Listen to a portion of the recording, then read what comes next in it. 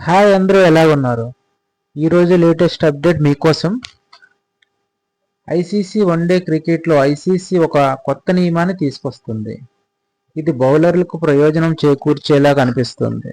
BCCI ఈ నియమాన్ని IPL 2025లో ఇప్పటికే అమలు చేసింది. ఐపీఎల్లో ఈ నియమం బౌలర్లకు డెత్ ఓవర్లతో బంతిని తాజాగా పొడిగా ఉంచడంలో సహాయపడింది. తద్వారా రివర్సింగ్ సాధ్యమైంది. డెత్ ఓవర్ల బౌలర్కు సహాయం. జూలైలో అమలులోకి రానున్న ఐసీసీ ఈ కొత్త నియమం తర్వాత వన్డే మ్యాచ్లో 50 ఓవర్ల పాటు 2 బంతుల వినియోగం ఉండదు.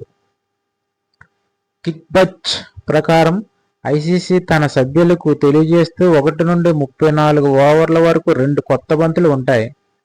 34 ఓవర్లు పూర్తయిన తర్వాత 35వ ఓవర్ ప్రారంభానికి ముందు ఫీల్డింగ్ జట్టు 35 నుండి 50 ఓవర్ల వరకు ఉపయోగించే 2 బంతుల్లో ఒక బంతిని ఎంచుకుంటుంది. ఎంచుకున్న బంతిని మ్యాచ్ మిగిలిన సమయంలో రెండు వైపులా ఉపయోగిస్తారు. మొదటి ఇన్నింగ్స్ ప్రారంభానికి ముందు 25 ఓవర్లు లేదా అంతకంటే తక్కువ ఓవర్ల మ్యాచ్లో ప్రతి జట్టుకు తమ ఇన్నింగ్స్ కోసం ఒక కొత్త బంతిని మాత్రమే అని పేర్కొంది.